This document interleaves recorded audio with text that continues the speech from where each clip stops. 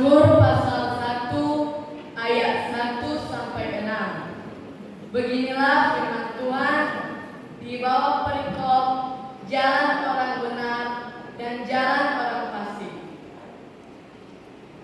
Berbahagialah orang yang tidak berjalan menurut nasihat orang fasik, yang tidak berdiri di jalan orang berdosa, dan yang tidak duduk dalam kumpulan pencemooh. Tetapi yang kesukaannya ialah Taurat Tuhan, dan yang merenungkan Taurat itu siang dan malam.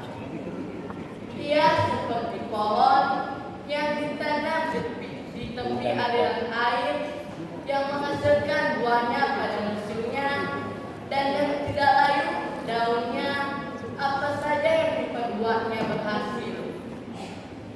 Bukan demikian orang fasik, mereka seperti sekam yang ditiupkan angin. Sebab itu